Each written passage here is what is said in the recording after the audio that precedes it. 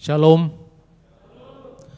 Saudara-saudara, tema perbincangan kita sekarang itu adalah menciptakan kesalahpahaman dalam dialog lintas iman, khususnya di tengah-tengah masyarakat majemuk.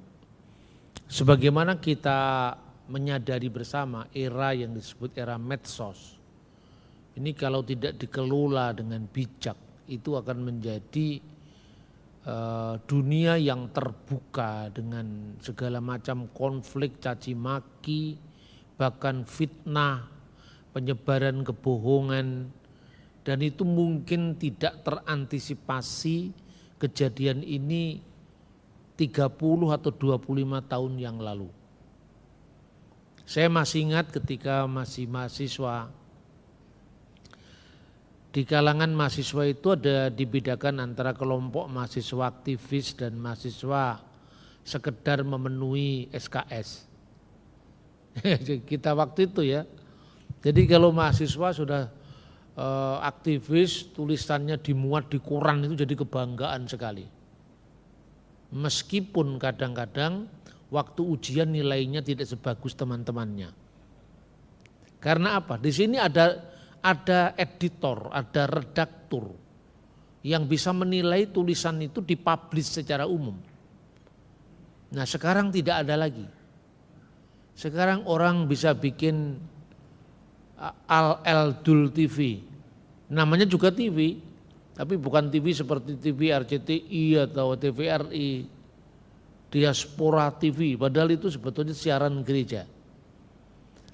Orang juga bisa bikin channel YouTube dengan segala macam kontennya yang itu tidak ada yang menilai, tidak ada redaktur, tidak ada penyensor, ya dia sendiri. Dia yang bikin tayangan, dia yang mengupload. Pertanyaannya di dunia yang terbuka semacam ini, anak-anak kita di dalam mencari informasi itu tidak ada batas lagi. Bahkan di kelas-kelas sekolah itu kalau gurunya kasih tugas, terutama di era pandemi kemarin, itu dengan cepat dia mencari di mbah Google. Nah begitu juga ketika seorang mengalami pergumulan iman, itu langsung carinya juga dari internet. Nah ini sebetulnya tanpa kita sadari, dunia yang sangat liberal semacam ini membuat bisa-bisa kalau gereja tidak hadir, memberi guiding, memberikan pendampingan, kita bisa mengalami yang namanya lost generation. Ada seorang pendeta yang sedang berkhotbah, karena Alkitabnya itu adalah bukan Alkitab tapi Alkitab, ya. Tab pakai tab ini. Maka sementara pendetanya berkhotbah dia langsung browsing. Bener enggak yang dikatakan Pak Pendeta ini? Nah sementara kadang-kadang pendetanya gaptek. Era ini di satu pihak memang mengkhawatirkan. Tapi jangan pesimis dulu, era ini juga secara positif itu bisa sangat menjanjikan. Karena terlalu mudah kita mencari, mengakses informasi. Saya berikan contoh. Kira-kira tahun 99 tahun 2000, saya itu mencari satu buku, ya. Buku ini buku langka. Judulnya dalam bahasa Arab itu adalah Al-Injil At-Tufuliyah. Jadi Injil tentang masa kanak-kanak Yesus. Buku ini merupakan pemalsuan dari abad keempat. Dan bahkan itu dibukukan pada abad ke-7. Editing akhirnya dikenal dalam bahasa Arab. Naskah Syrianya kira-kira abad keempat atau abad kelima. Makanya diberikan judul The Arabic Gospel of Infancy, Injil Arab tentang masa kanak-kanak Yesus. Nah buku inilah yang menjadi rujukan kisah-kisah Yesus yang tidak tercatat dalam Alkitab. Dan itu tentu diragukan. Misalnya Yesus berbicara pada waktu bayi, itu sumbernya dari buku ini. Nah, waktu itu saya ingin mencari buku ini dan saya pesankan kepada Profesor Olaf Sumann, seorang Islamolog yang sangat terkenal dari Jerman yang pernah bertugas melayani di Dewan Gereja Indonesia, sekarang PGI, dan beliau berjanji nanti akan saya carikan dulu di perpustakaan universitas saya mengajar itu ada. Nah, pada saat beliau sudah di Jerman, saya tanya lagi, bagaimana Pak? Waduh, saya tidak tahu lagi, katalognya ada tapi bukunya mungkin sedang keluar, jadi langka itu. Tahun berikutnya saya sudah tidak lagi di Indonesia, saya lagi studi di Kairo. Saya cari di kampus saya juga tidak ada. Ada Pak, itu terjemahan dalam bahasa Inggris. Nah, padahal yang ingin saya cari itu adalah bahasa Arabnya. Karena saya ingin meneliti dari sudut pandang bahasa yang dipakai, bukan sekedar artinya. Karena bahasa Arab yang dipakai di lingkungan Kristen, bahasa Arab yang dipakai di lingkungan Islam itu berbeda. Saya ingin tahu kira-kira bahasa Arabnya itu bahasa Arab yang seperti apa gitu. Nggak ketemu. Sampai kemudian saya sudah kembali ke Indonesia, sudah terjun kembali dalam pelayanan di gereja maupun di kampus-kampus. Saya lagi mengajar dan tiba-tiba ya secara iseng saya mencari-cari di internet itu, browsing, tiba-tiba muncul gambar judulnya Al-Injil At-Tufullah, Injil masa kanak-kanak Yesus. Lalu saya masuk ke situs itu dan kemudian saya buka. Buku yang saya cari selama lebih dari 10 tahun itu ada di sana, saudara-saudara. Dan saya langsung bisa print, itu bisa di print langsung dengan bahasa Latin dan bahasa Arab. Diterbitkan tahun 1690-an. Jadi masih pakai cetakan handpress begitu. Tapi bisa dengan mudah diakses di internet. Nah, itu keuntungannya. Nah, jadi sekarang ini di era seperti ini, orang terlalu mudah untuk mencari sumber-sumber sejarah. Yang dulu harus mengunjungi perpustakaan-perpustakaan besar di dunia, sekarang bisa dicari di sini. Tapi asal kita tahu bagaimana cara mencarinya. Di depan mahasiswa sekolah teologi, saya sering memberikan panduan. Pak, gimana caranya bisa mencari sumber-sumber yang dalam tanda kutip aneh-aneh itu, katanya. Bapak ambil dari mana? Dari Wikipedia, saya bilang. Loh, Wikipedia enggak ada Pak, ya, kamu buka Wikipedia bahasa Inggris enggak ketemu. Coba cari aja Wikipedia. Jadi Wikipedia itu enggak bisa dijadikan rujukan untuk keakuratannya kan tidak bisa kan. Satu contoh misalnya, kalau Anda klik nama saya Bambang Nursena, tahun kelahiran saya juga keliru. Tapi siapa yang memasukkan ensiklopedia bebas ini saya juga enggak tahu informasi dari mana. Itu bisa membantu tapi perlu di cross check ulang. Kan begitu. Begitu juga nulis karya ilmiah. Tidak bisa kita memakai Wikipedia, tapi Wikipedia ini bisa menolong kita. Paling tidak tahu judul bukunya diterbitkan di mana, lalu cari sendiri sumber primernya. Terus saya tanya, coba kamu lihat bahasa Inggrisnya. Misalnya kamu cari buku yang berjudul Liber Pontificalis, ini kira-kira tahun 126. Cari, muncul dalam bahasa Inggris kan? Nah, di situ ada ejaan Latinnya, dan kalau untuk konteks lain misalnya Didascalia Apostolorum itu sumber-sumber sejarah gereja kuno. Kan cuman bahasa Inggris, tertulis bahasa Inggris dan bahasa Latin tidak ketemu. Tapi di situ kadang-kadang tertulis dalam tanda kurung Greek atau Yunaninya, tulisan Yunaninya muncul.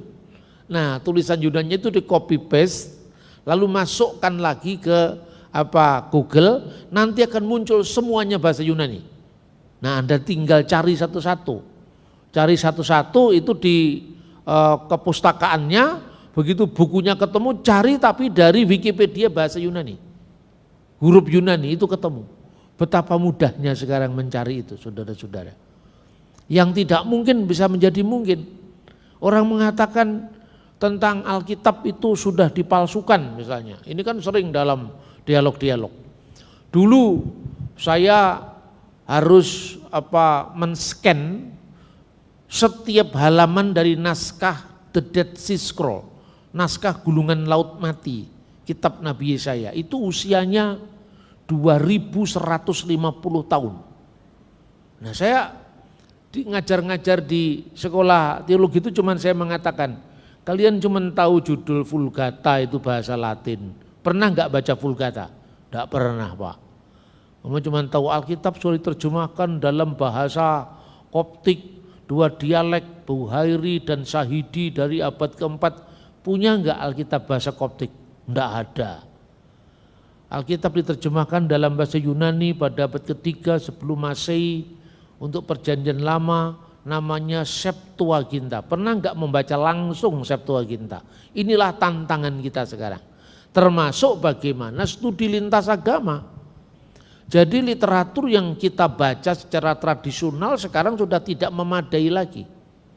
Di satu pihak sekali lagi saya sampaikan, ini sebuah ancaman yang cukup serius karena dunia tanpa editor, dunia tanpa redaktur, ya surat kabar bisa bikin sendiri, opini bisa ciptakan sendiri, dan siapa yang viewernya banyak itu dianggap benar. Siap kalau orang bikin YouTube yang subscribernya banyak itu dianggap sebagai rujukan. Padahal belum tentu kalau itu benar kan. Lah ini kan susah. Saya ini terpaksa menjadi YouTuber. Itu munculnya baru kira-kira pada waktu pandemi kemarin. Karena apa? Ceramah-ceramah saya, khotbah-khotbah saya di gereja, enggak tahu itu masih dalam bentuk hanya suara, video, itu dipotongi lalu dibuat menjawabi polemikus Islam itu. Bambang Nursena membungkam Zakir Naik, saya ketemu aja enggak pernah kok. Dan kemudian saya tidak selalu mengatakan itu salah. Motong dari videonya itu juga keliru. Kadang-kadang kalau potongannya itu tidak sambung, itu bisa-bisa saya kena penodaan agama kayak kasusnya Ahok. Tapi siapa yang jadi editor sekarang? Terus ada seorang teman saya yang paham IT, saya tanya gimana caranya untuk protes. Enggak bisa Pak, Bapak tidak punya dokumennya. Nanti kan akan ditanya sama YouTube, kalau ini propertimu mana buktinya aslinya? Yang punya justru dia, bukan saya yang punya. Lah saya kalau ceramah di gereja begini direkam apa ya pernah saya cross check, apalagi era sebelum tahun di mana YouTube itu menjadi booming. Nah ini bahayanya dunia tanpa batas. Tapi dalam setiap situasi kita harus bisa mengerti dan menggunakan era itu. Maka kemudian teman itu ngomong kepada saya, Bapak harus punya channel YouTube supaya kalau suatu saat Bapak mau protes, Bapak punya yang aslinya. Barulah kita bikin YouTube. Jadi kadang-kadang dalam hidup saya itu apa yang tidak ingin saya lakukan itu terpaksa dilakukan. Kalau misalnya itu enggak saya lakukan, bisa-bisa saya masuk penjara. Setiap kali orang cari jawaban tentang ketuhanan Yesus, Allah Tritunggal, keaslian Alkitab, itu yang dibenturkan selalu saya. Ya toh? Persoalannya saya tidak menyalahkan, tapi artinya bermedsos itu kan perlu tata krama. Apa ini cocok dengan hukum apa tidak? Bagaimana kita melayani itu kan butuh kesantunan tapi juga ketajaman dalam mengkomunikasikan iman kita. Bagaimana kita melayani tanpa melukai, bersaksi tanpa melukai, tapi benar secara iman. Kita tidak kompromi sedikit pun dalam konteks kemurnian ajaran, tetapi juga ramah secara budaya. Artinya keramahan kita itu kan tidak berarti kompromi, tetapi keramahan itu adalah bahasa komunikasi. Kemudian aman secara hukum, mana yang kira-kira mengandung delik penodaan agama, jangan dilanggar. Nah kemudian yang terakhir baru yang namanya melayani tanpa melukai tadi. Nah itu saudara-saudara, salah satu yang sering muncul dalam konteks seperti yang saya ceritakan tadi, itu adalah munculnya para agamawan yang mendadak muncul, ya agamawan selebritis ya. Itu muncul, enggak tahu di mana sekolahnya, rekam jejaknya seperti apa. Tiba-tiba karena viewernya banyak terus jadi pendeta. Nah, itu bahaya juga. Kenapa? Enggak pernah belajar, bagaimana enggak pernah belajar. Tapi itu disahkan atas nama Tuhan, Roh Kudus membimbing langsung. Lalu parameternya apa sekarang? Ya toh? Makanya kadang-kadang cara dia menggambarkan iman Kristen, maunya itu menjawab tapi justru menimbulkan batu sandungan. Saya berikan contoh.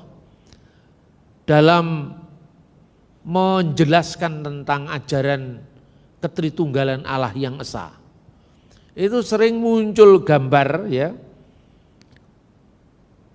Yesus Kristus ya, rambutnya gondrong begitu, kemudian duduk bersama orang yang lebih tua, maksudnya itu Allah Bapa, dan di atasnya itu kemudian ada burung merpati. Itu katanya Tritunggal. Terus saya sampaikan, gambar ini sesungguhnya bertentangan dengan kitab suci. Lah kok bisa Pak? Sekarang kita ngomong Allah itu roh, Allah itu tidak terikat ruang dan waktu. Lah gambarnya kok Allah rambutnya putih. Yang rambut putih kadang-kadang disemir, gitu. Lalu Tuhan kok rambutnya putih, berarti Tuhan itu kan orang tua. Maka saya bilang gambar ini keliru, kenapa? Tidak seorang pun pernah melihat Allah, itu ayatnya jelas. Di dalam Yohanes pasal 18, tidak seorang pun pernah melihat Allah. Jadi Allah dalam transendensinya, yang kita kenal Bapa di surga, tidak bisa digambar. Loh kok kurang ajar sekali Allah Bapa digambar. Maka Alkitab mengatakan tidak seorang pun pernah melihat Allah, apalagi digambar. Tapi anak tunggal yang di pangkuan Bapa, dialah yang menyatakannya. Menyatakannya itu exegisato. Ex itu keluar ya. Keluar dari misterinya sehingga Allah yang tidak kelihatan menjadi kelihatan. Melalui apa? Melalui firman-Nya yang menjadi manusia. Maka setelah menguraikan tentang pra-ada atau pra-eksistensi Yesus sebelum datang ke dunia, dikatakan pada mulanya ada firman dan firman itu bersama-sama dengan Allah dan firman itu adalah Allah, Yohanes 1 ayat 1. Ia sejak semula bersama dengan Allah, segala sesuatu dijadikan oleh Dia, maksudnya oleh firman. Dan tanpa Dia, tanpa firman itu tidak sesuatu pun yang jadi dari segala yang telah dijadikan. Lah firman yang berpraada sebelum langit dan bumi ada itu ya juga tidak bisa digambar. Karena itu dalam misteri Tuhan. Tapi kemudian ayat 14, firman itu telah menjadi manusia. Itu yang bisa digambar karena sudah jadi manusia. Kan begitu. Jadi gambarnya Yesus, gambarnya Bunda Maria, itu bisa dibenarkan karena itu memang gambar teologis ya. Artinya memang firman itu benar-benar jadi manusia, maka dia bisa digambar. Tapi kalau Allah Bapa digambar itu kan ajaran gereja Mormon itu, yang bukan gereja sebetulnya kan. Mormon itu kan menggambarkan Allah itu mirip dengan kita, karena menafsirkan kata manusia diciptakan menurut gambar Allah itu dimaknai harafiah. Jadi kalau kita punya hidung, Allah juga punya hidung. Kalau kita punya gigi, ya kita punya gigi. Kalau kita punya mata dua, ya Allah punya mata dua. Karena kan kita segambar dengan Allah. Padahal maknanya kan tidak seperti itu. Nah ini yang penting ya dalam konteks sehari-hari. Lalu kenapa orang itu menjadi sulit untuk memahami ajaran Kristen?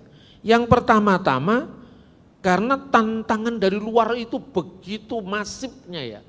Satu contoh misalnya, Tritunggal itu dipahami tiga pribadi yang terpisah. Nah ini juga bukan ajaran iman Kristen. Tritunggal memang disebut pribadi ya, tapi bukan pribadi manusia seperti pribadinya Yusuf, Yakub, bukan seperti itu. Karena apa? Dia hanya membaca teksnya, pengakuan iman atau tulisan bapak gereja itu juga sepotong-sepotong. Sumber sekunder, makanya dikutiplah tulisannya Tertullian, itu abad ketiga. Tritunggal itu una substantia tres persona, yang diterjemahkan dalam bahasa Indonesia satu hakikat dalam tiga pribadi atau tiga oknum. Nah itu memang rumusannya begitu. Tapi kemudian kata oknum itu tidak dipahami maknanya semula ketika istilah itu dipakai oleh gereja mula-mula. Lalu dialog sama sesama anak bangsa ya, dia dialog dengan teman muslimnya misalnya. Kristen itu Tuhannya tiga ya? Oh enggak, Tuhan kita cuma satu, tapi oknumnya ada tiga. Tanpa menjelaskan apa kata oknum itu. Nah sementara teman muslimnya itu memahami tiga oknum pemuda ketangkap sabu-sabu di sebuah tempat diskotik. Lah bedanya apa sekarang? Tidak komunikatif karena tidak mendasar. Padahal yang disebut dengan kenoma bahasa Aramaik atau person bahasa Latin ya, persona, itu ada penjelasnya di belakang itu. Diskresi non separati, distingsi non divisi, itu yang hampir tidak pernah dibaca. Lah kalau ajaran kemudian dilepas dari konteksnya, itu kan bahaya. Dipikir tiga oknum itu tiga oknum berbaris, jejer 1, 2, 3, Pak Gedut naik kuda kan seperti itu. Itu kan bahaya. Artinya diskresi non separati. Bisa dibedakan namun tidak bisa dipisahkan. Masing-masing punya kekhasan namun secara tak terbagi. Berarti oknum itu sifatnya metafisik. Apa artinya metafisik? Di sebalik yang fisik. Nah, kemudian saya katakan apa sebabnya orang sulit memahami ajaran Tritunggal. Dan di Kristen sendiri justru ada kecenderungan untuk mempermudah. Lalu ya seasalnya aja lah dijelaskan. Lalu bagaimana kesulitan memahami ajaran ini? Sebetulnya tidak sulit juga. Sulit itu karena kita tidak paham kan. Terus kedua, kita tidak mau belajar sejarah. Saat istilah itu muncul, itu konteksnya apa dan dimaknai dalam makna seperti apa, itu kan perlu dilacak. Nah yang kedua, awam metafisika. Awam metafisika itu tidak bisa membedakan keberadaan benda dan keberadaan roh. Kan sama-sama ada, tapi adanya Tuhan kan beda dengan adanya kita. Sama-sama disebut pribadi, tapi pribadinya Tuhan kan berbeda dengan pribadinya manusia. Makanya di kelas-kelas teologi itu biasanya saya ngajak untuk belajar dulu cara berpikir yang benar. Itulah 3 abstraksi pemikiran. Nah kalau saya ngomong filsafat jangan nanti dikembangkan, Pak Bambang kok tidak mengajar Alkitab tapi mengajar filsafat itu salah paham lagi. Filsafat itu ada 2 makna. Di satu pihak kalau di gereja kita tidak boleh belajar filsafat. Karena filsafat kosong, saya jawab, itu yang dimaksud Paulus kan filsafat yang kosong, ini bukan yang kosong kok, ini yang berisi kok, gitu. Jadi kadang-kadang itu teks dibaca secara harafiah sekali, pada konteksnya tidak dipahami. Misalnya seperti saya katakan gini, kita kalau belajar di fakultas hukum, fakultas ekonomi, masuk S2, S3 kan semua diajari yang namanya filsafat ilmu kan. Tapi kenapa kalau kita ngomong filsafat di gereja kan seolah-olah itu bertentangan dengan Alkitab? Padahal ketika Paulus datang ke Athena, di situ ada ahli pikir yang namanya Stoa dan Epikuros. Dan Paulus berhasil dalam pelayanannya itu ketika mengatakan, aku tidak memberitakan Allah asing, tapi apa yang kamu sembah dan kamu tidak mengenalnya, itulah yang kuberitakan kepadamu. Paulus menunjukkan ada satu altar yang tidak ada patungnya yang tertulis kepada Allah yang tidak dikenal. Lalu di situ ada kaum ahli pikir Stoa. Apa Stoa itu kalau Anda tidak belajar sejarah filsafat? Ini kalau untuk jemaat tidak perlu terlalu dalam-dalam. Tapi kalau sudah masuk sekolah teologi harus. Karena ini akan menjadi barometer bagaimana tantangan zaman kita itu sekarang tidak bisa main-main lagi. Kaum Stoa itu pemikirnya siapa, cara pandangnya seperti apa, mengapa Paulus melakukan dengan pendekatan seperti itu. Itu kan ada alasannya. Lalu Epikuros itu pandangannya seperti apa. Dan kira-kira termasuk orang yang bertobat di Areopagus itu salah satunya Damaris. Itu menjadi percaya karena ada meeting point yang sambung antara Allah yang tidak dikenal di Athena dengan Allah yang diberitakan Paulus dalam Yesus Kristus. Lah itu filsafat, ya sejarah filsafat. Maka filsafat itu ada dua makna. Filsafat sebagai produk, itu isme, Platonisme, ajaran tentang Plato, filsafat Plato. Aristotelianisme, ajaran tentang Aristoteles. Filsafat Pancasila, cara berpikir orang Indonesia berdasarkan dasar negara Pancasila kan gitu kan. Tapi ketika berbicara filsafat sebagai metode, lah itu harus tidak bisa dihindari.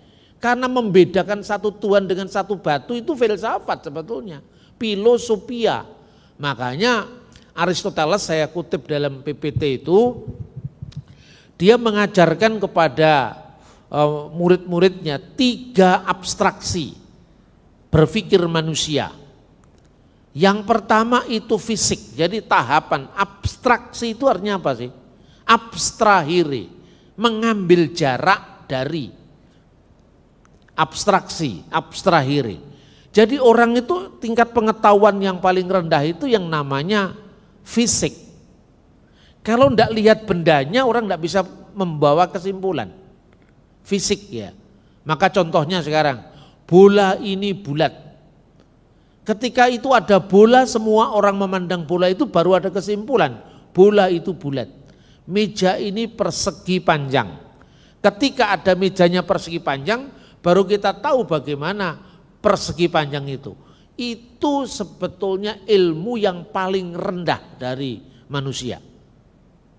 Nah, kemudian ditingkatkan yang namanya matesis. Matesis itu artinya kalkulasi, berhitung. 5 kali 5 sama dengan 25, mana bendanya? Wong enggak ada. Ya toh? Tapi siapa yang berani menyangka 5 kali 5 sama dengan 25? Enggak ada. Itu kebenaran tingkat kedua. Tanpa ada bendanya pun orang sepakat bahwa itu benar. 10 kali 10 sama dengan 100. 10 kali 1000 sama dengan 10.000. Itu tidak ada bendanya. Nah, itu namanya matesis. Melahirkan ilmu matematika dan sebagainya itu. Yang ketiga baru itu yang dikatakan Aristoteles. Abstraksi yang tertinggi itu metafisik. Meta itu di sebalik, fisik itu yang kelihatan. Contohnya bicara tentang keadilan Tuhan, wujud Tuhan, itu metafisik. Nah, ini penting untuk membedah cara berpikir primitifnya kaum saksi Yehova. Yang berlagak mentang-mentang menentang Allah Tritunggal dengan mengadu ayat seperti mengadu jangkrik ngerik. Ini penting, makanya itu harus dibedah cara berpikirnya. Biasanya orang-orang saksi Yehova itu masuk ke rumah-rumah orang Kristen, lalu nanya siapakah Yesus itu, kan itu kan? Yesus itu ya Tuhan, Yesus itu ya Allah. Kan Kristen biasa begitu, nyanyinya kan, Yesus Tuhan dan Allah kami. Kalau Yesus itu Tuhan is oke Pak, artinya Yesus is my Lord. Lord di situ kan artinya Tuhan Pak, bukan Tuhan katanya. Jadi Tuhan Yesus katanya. Itu saksi Yehova. Tapi kalau Yesus itu Allah Pak, waduh sorry ya kita tidak bisa terima itu. Tapi bukannya ayatnya ada katanya si Kristen. Di mana Pak ayatnya? Itu di Yohanes 1 ayat 1, pada mulanya adalah firman, dan firman itu bersama-sama dengan Allah. Stop dulu Pak katanya. Kenapa stop? Sekarang saya mau tanya, kalau Ali bersama-sama dengan Ahmad, apakah Ahmad itu adalah Ali? Ya bukan. Nah sekarang Ali bersama-sama dengan Ahmad. Ali bukanlah Ahmad. Sekarang firman bersama-sama dengan Allah. Jadi bagaimana Pak? Firman itu Allah apa bukan? Oh iya ya, coba pikir kembali loh Pak. Kalau Yohanes bersama-sama Markus, Markus bukanlah Yohanes. Jadi firman bersama-sama Allah. Kata bersama-sama itu gayanya saksi Yehova. Lu saya bilang gayamu mas. Berapa tak pinter ya kemelinti gitu. Cara berpikirnya aja sudah keliru.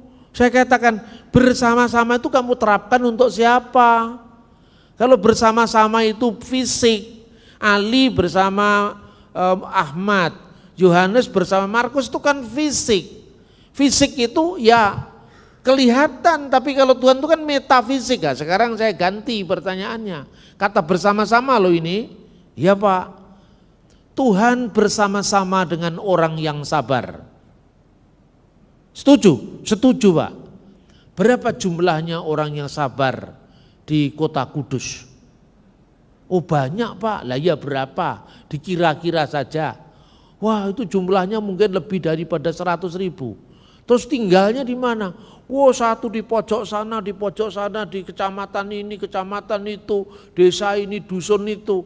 Berarti Tuhan jumlahnya berapa Mas? Tuhan jumlahnya 1 Pak. Beserta dengan berapa orang sabar? 10.000 orang yang sabar. Berarti disimpulkan Tuhan yang jumlahnya 1 menyertai 10.000 orang di 10.000 tempat yang berbeda-beda. Tuhan jadi berapa Mas? Tuhan 1 Pak loh, katanya beserta dengan 10.000. Lah 10.000 itu tempatnya 10.000 tempat yang berbeda-beda loh, pada waktu yang sama. Apa Tuhan tidak melayu rono, melayu rene? Enggak Pak, saatnya sama. Bagaimana? Saatnya sama. Saat yang sama 10.000 tempat yang berbeda. Apa Tuhan jadi 10.000? Tidak ada yang mustahil bagi Tuhan. Memang mustahil bagi otakmu yang menanyakan Tritunggal tadi. Tidak mustahil bagi Tuhan karena metode berpikirmu itu keliru. Inilah filsafat. Jadi filsafat itu bukan produknya, cara berpikir yang benar seperti itu. Nah contoh lain sekarang terkait dengan kristologi. Ini di sebuah pertemuan gereja Kristen Toraja. Saya diundang beberapa bulan lalu ya di luar Jawa. Orang bertanya kepada saya, Pak Bambang, kan di dalam Alkitab dikatakan akulah jalan dan kebenaran dan hidup, tidak seorang pun yang sampai kepada Bapa kalau tidak melalui aku. Amin. Sekarang bagaimana Pak? Kalau keselamatan ada di dalam Yesus, lalu orang-orang atau manusia-manusia termasuk nabi-nabi yang sudah hidup sebelum adanya Yesus, apakah mereka bisa selamat Pak? Terus saya jawab. Sebelum saya jawab, saya tanya dulu pertanyaanmu, saya kembalikan. Sejak kapan Yesus pernah tidak ada? Nah, ya toh? Loh, kan Yesus belum lahir apa berarti belum pernah tidak ada? Karena Kristus sebelum lahir ke dunia dia sudah ada sebagai firman Allah. Pada mulanya adalah firman dan firman itu bersama-sama dengan Allah dan firman itu adalah Allah. Sebelum Abraham jadi Yesus sudah ada sebagai firman Allah. Sebelum langit bumi ada Yesus sudah ada sebagai firman Allah. Karena apa? Langit, bumi, laut dan seisinya diciptakan Allah lewat firman-Nya. Dan firman-Nya Allah itu Yesus sendiri. Jadi sejak kapan Yesus pernah tidak ada? Nah itulah sebabnya mulai saya ajak belajar sejarah gereja.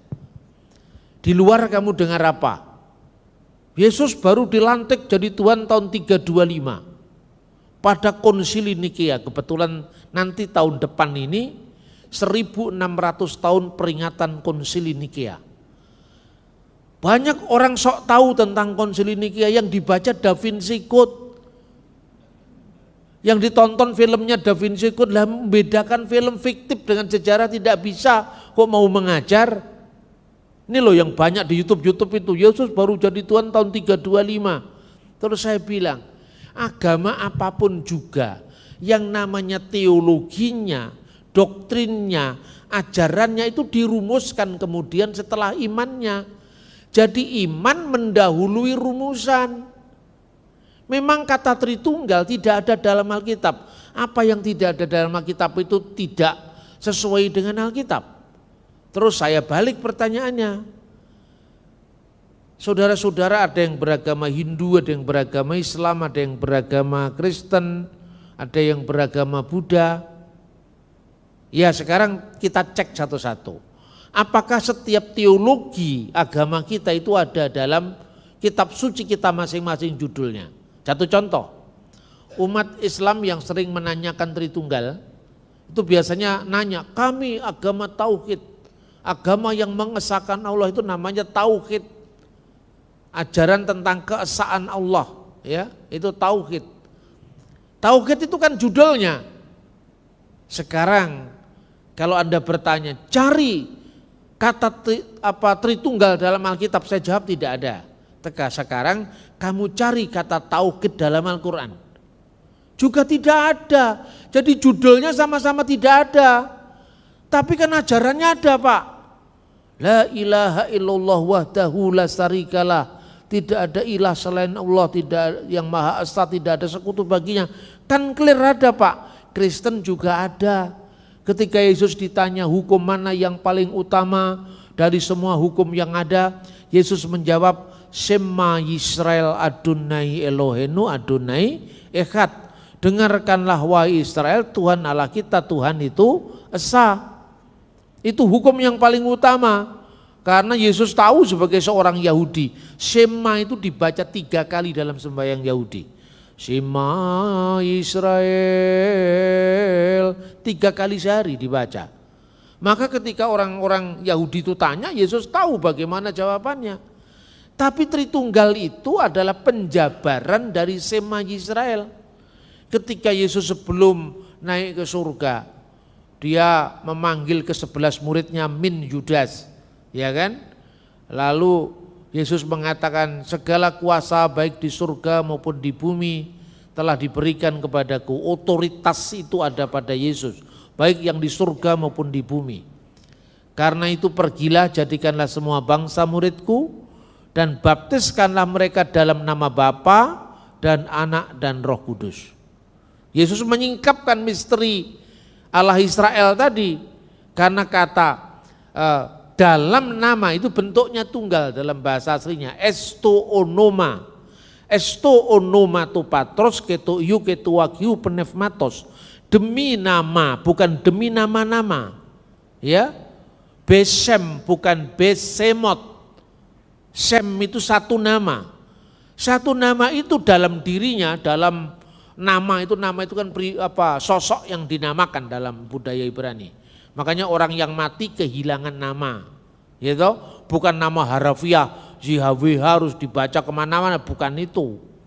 Orang Menara Babel itu mau bangun menara, motivasinya apa? Marilah kita mencari nama. Umurnya berapa waktu membangun Menara Babel? Umurnya 20, 25, masa belum dikasih nama sama orang tuanya?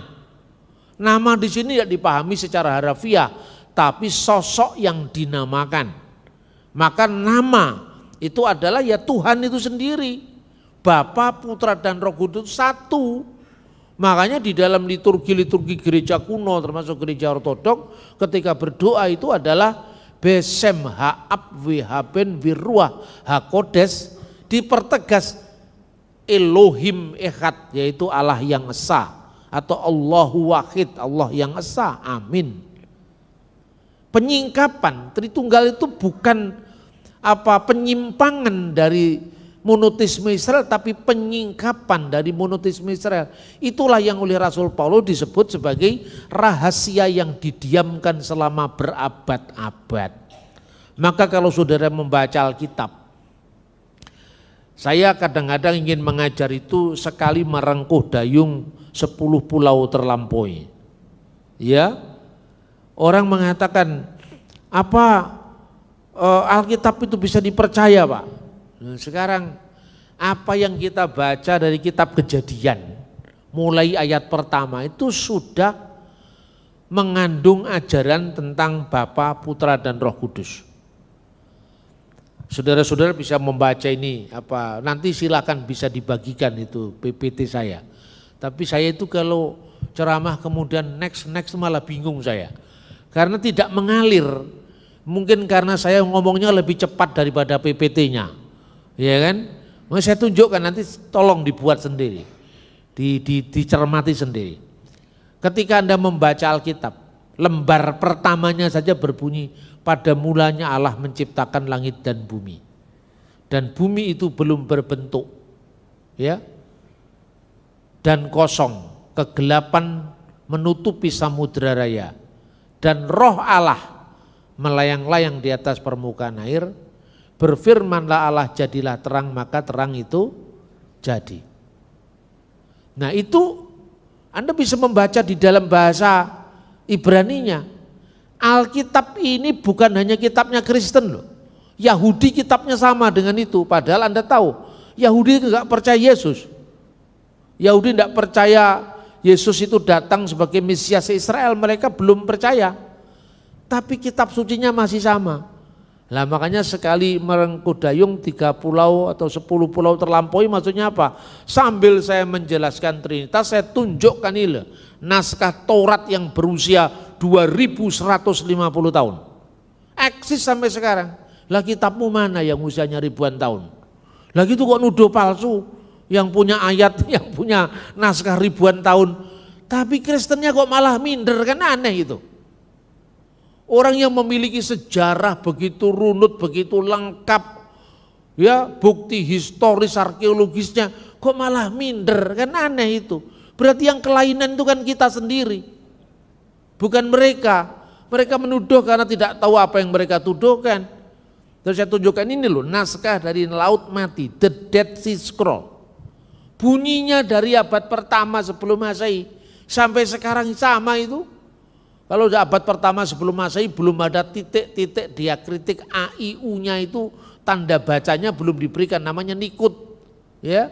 Tapi sekarang sudah ada tanda bacanya, tapi bunyinya sama. Bereshit bara Elohim et hasamayim ve et zaaret ve haaret hayyeta tohu wa pohu ve hosek alfeni tehom ve ruah Elohim merakefet alfeni hamayim wa yomer Elohim yehi or wa yehi or. Pada mulanya Allah menciptakan langit dan bumi, Elohim. Ketika bumi itu belum berbentuk dan kosong, kegelapan meliputi samudera, ya wirruah Elohim, roh Allah. Roh Allah merakefet alfini hamayim itu artinya melayang-layang, itu ungkapan menyalurkan hidup kepada ciptaan yang baru dalam proses pembentukan. Supaya planet-planet bergerak pada orbitnya masing-masing tanpa tabrakan, itu kan dari roh Allah kehidupannya. Kemudian berfirmanlah Allah, jadilah terang, maka terang itu jadi. Firman Allah itulah praeksistensi Yesus sebelum turun ke dunia. Dan roh Allah itu ya Roh Kudus itu. Makanya terus kemudian saya lanjutkan pertanyaan saya kepada Tuan Saksi Yehova tadi. Coba kamu pikir sekarang. Pikir yang baik-baik ya, Allah dengan firman Allah lebih dulu mana adanya.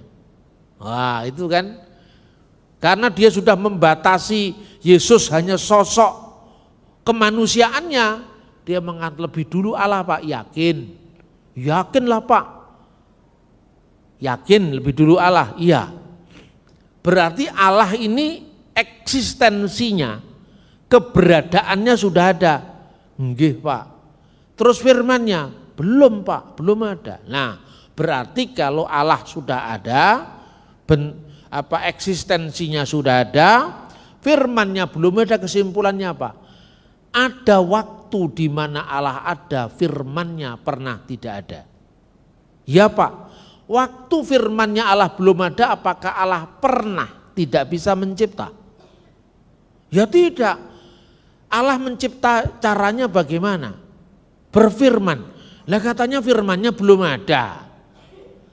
Loh Allah berfirman, firman yang mana? Wong firmannya pernah tidak ada.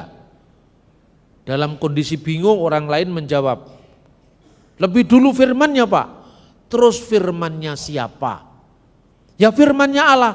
Berarti kamu pikir lagi, Allah dengan firman lebih dulu mana adanya?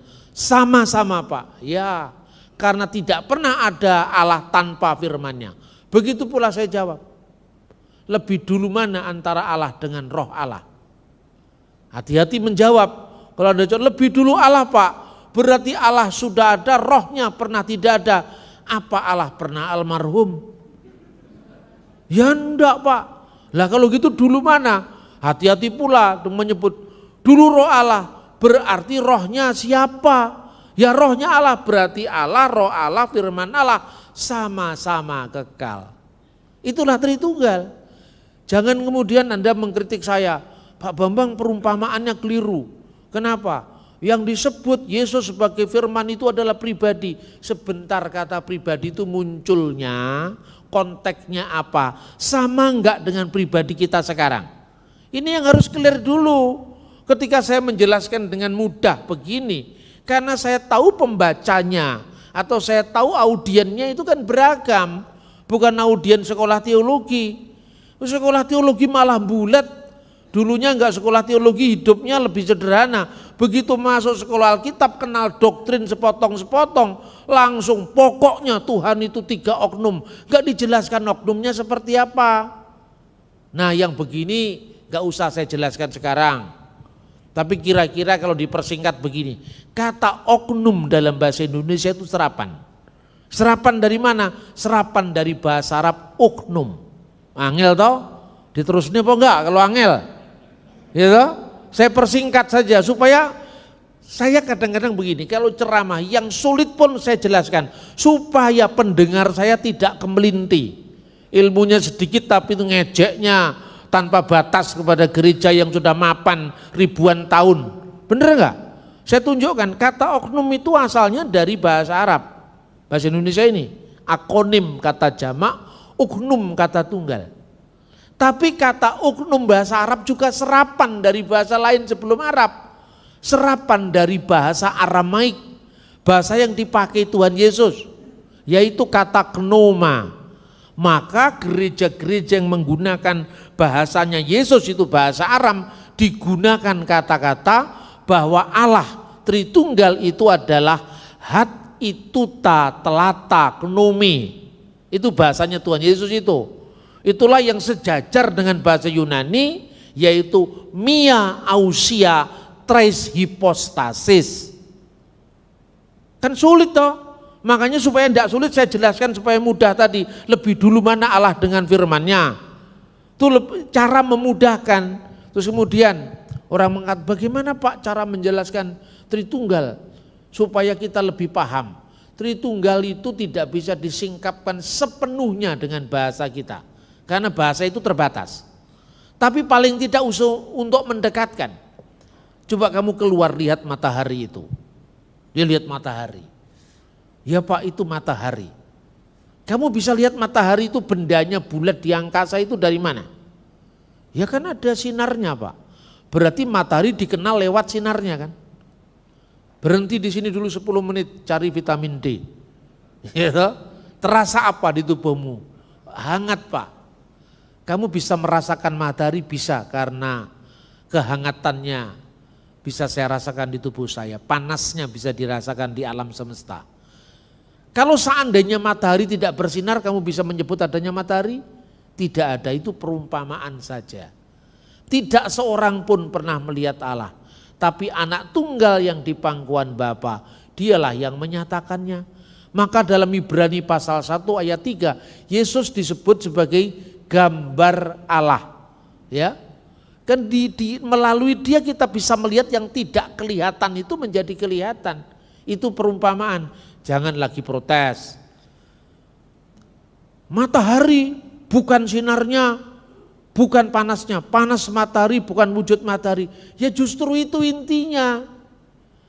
Tapi kemudian protes lagi, makanya jadi Protestan karena terlalu banyak protes. Tapi protesnya kebablasan, makanya sampai jadi liberalisme teologi gitu kan. Itu sering terjadi.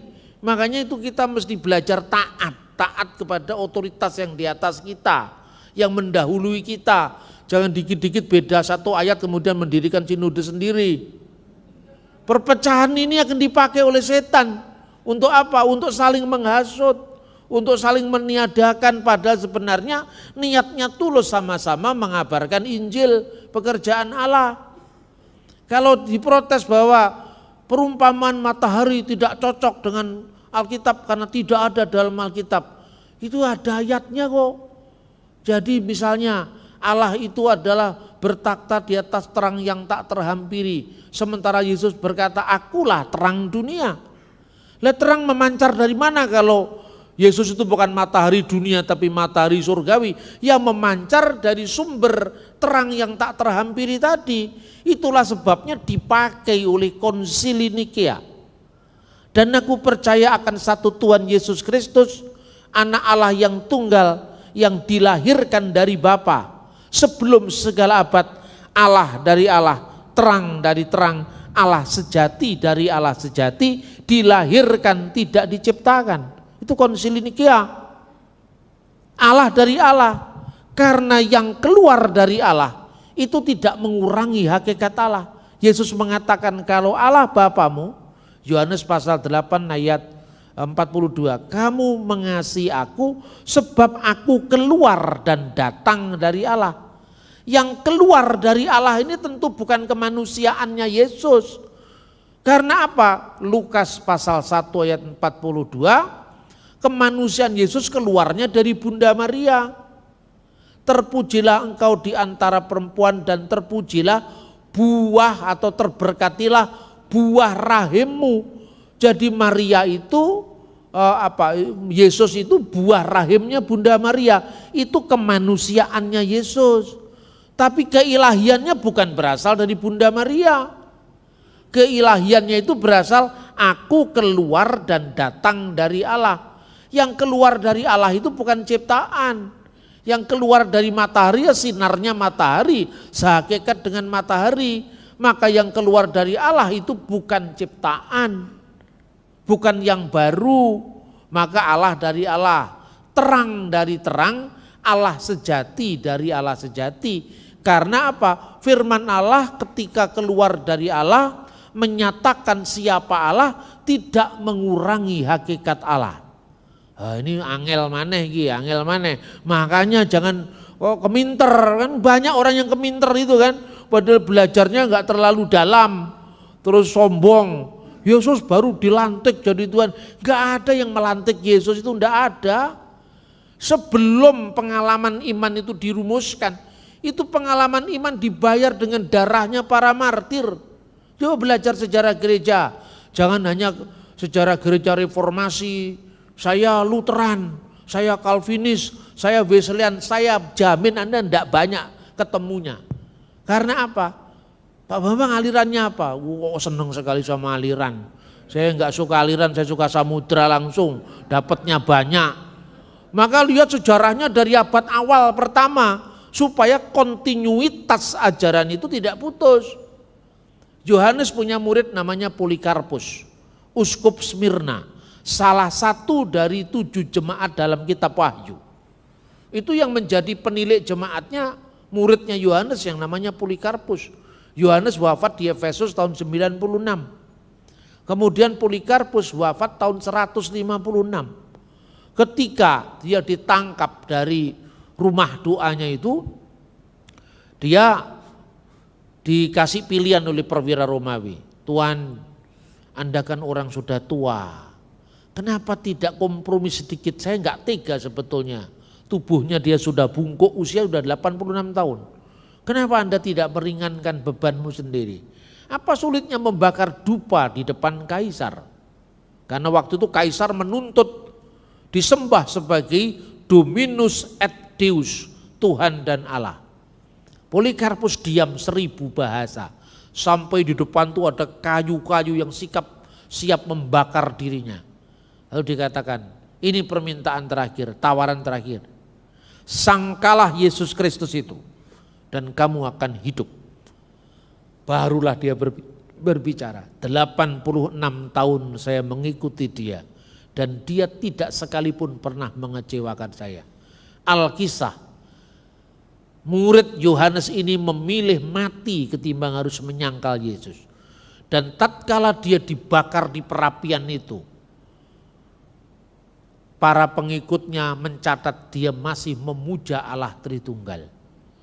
Jadi Allah Tritunggal di dalam ritus, di dalam penyembahan sudah muncul sebelum rumusannya. Itu tahun 156. Baru kemudian kira-kira tahun 183 Theophilus dari Antioquia menyebut kata triados. Tritunggal itu yaitu theos, ke logos auto, ke sepias auto. Dia adalah Allah, firman-Nya sendiri dan rohnya sendiri. Itu tahun 183 Masehi sebelum kematiannya.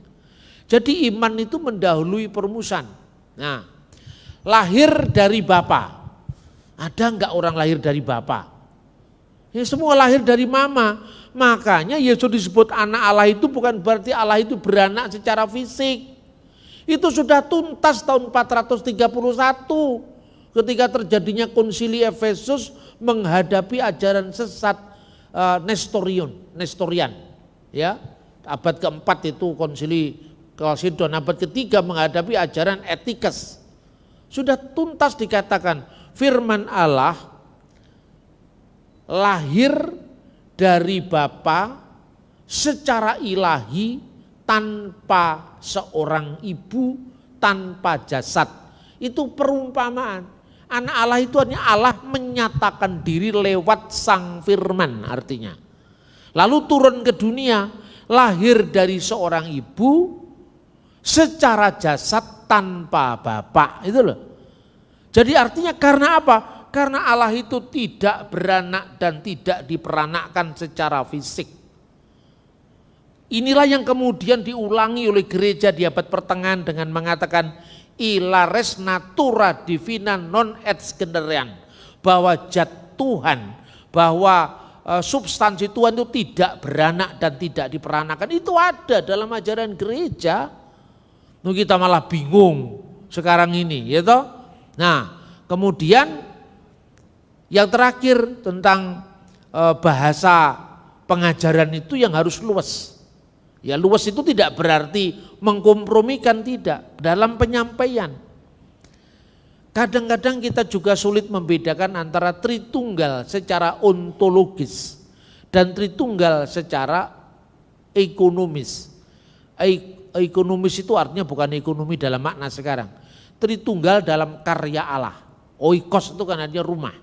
Tritunggal yang masuk dalam ruang, Tritunggal yang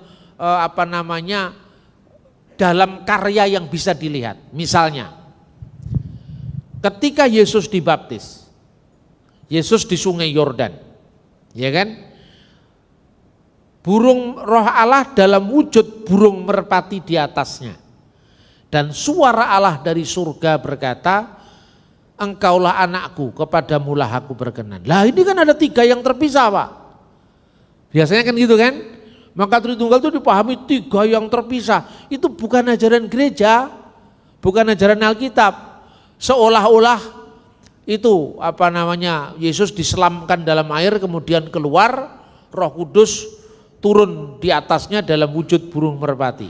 Ini sering dijadikan kesimpulan seolah-olah Tritunggal itu tiga oknum dalam pengertian terpisah. Padahal maknanya tidak seperti itu. Yang dilihat di Sungai Yordan itu bukan Allah Tritunggal dalam hakikatnya, tapi Allah Tritunggal dalam karyanya di dunia. Makanya putranya Yesus Kristus diselamkan dalam air. Tuhan yang tidak terikat ruang dan waktu kan tidak bisa diselamkan dalam air. Ya kan? Yang diselamkan dalam air itu adalah kemanusiaan sang firman yang turun ke dunia. Nah sekarang Roh Kudus dalam bentuk burung merpati. Siapa yang berani mengatakan setiap burung merpati terbang di atas kepalamu, Roh Kudus terbang di atas kepala? Meskipun burung merpati muncul dalam bentuk Roh Kudus, tidak berarti Roh Kudus itu burung merpati. Itu bahaya. ada Roh Kudus goreng nanti.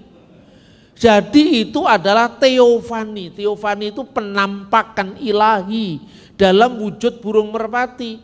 Roh Kudus muncul dalam bentuk lidah-lidah api. Bukan berarti kalau ada rumah kebakaran Roh Kudus membakar rumah. Ya toh? Itu namanya teofani. Jadi teofani itu adalah bukan bentuk asli dari Roh Tuhan. Itu adalah pernyataan Roh Tuhan di dunia. Inilah Tritunggal yang tampak terpisah. Tapi Tritunggal dalam kekekalan Allah itu tidak terpisah satu sama lain. Tidak terikat ruang, tidak terikat waktu, tidak terikat zaman.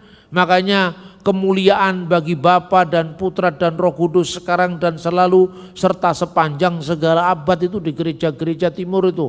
Al-masdu lillahi walibni waruhil kudus al-ana wa kulu awanin wa ila tahridahirin. Amin. Itu tidak ada di gereja Isa Al-Masih. Ada di gereja ortodok Yunani, di Mesir, di Yordan, ya, karena bahasanya Arab. Saya kadang-kadang selingan seperti itu supaya orang tidak mengidentikan Arab itu mesti Islam gitu loh. Tujuannya ada juga, itu namanya sekali merengkuh dayung 2-3 pulau terlampaui. Ya itu sudah jadi terbedakan tapi tidak terpisahkan. Jadi Bapa ya memang bukan Putra, Putra memang bukan Roh Kudus. Lalu ada yang mengatakan begini, kalau begitu Pak, Yesus kan disebut Bapa yang kekal. Berarti Yesus ya Bapa itu. Katanya gitu kan, ada yang ngajarin begitu. Terus saya bilang, kalau Yesus itu ya sama dengan Bapa itu, Yesus mati berarti surga habis dong. Ayo sekarang masa Allah bisa mati di kayu salib? Kematian itu terjadi pada kemanusiaannya, maka 1 Petrus pasal 3:15, dia yang dibunuh dalam keadaannya sebagai manusia, tapi Allah tidak bisa mati. Kalau pengajaran yang seperti ini diulang-ulang terus, seperti pola yang diajarkan oleh kitab Taurat dalam Ulangan pasal 6, niscaya tidak ada orang Kristen yang undur dari gereja. Niscaya tidak ada orang Kristen yang bingung lagi. Tidak ada pemuda-pemuda kita yang mengalami lost generation. Karena gereja harus bertumbuh di atas ajaran yang sehat, ya, di atas cara penyembahan yang benar, dan di atas perilaku hidup yang benar sebagai buah-buah roh dari kehidupan iman kita. Saya kira itu dulu yang bisa saya sampaikan, nanti bisa kita sambung dengan warna-warni dalam pertanyaan dari tema-tema yang muncul. Tuhan memberkati kita.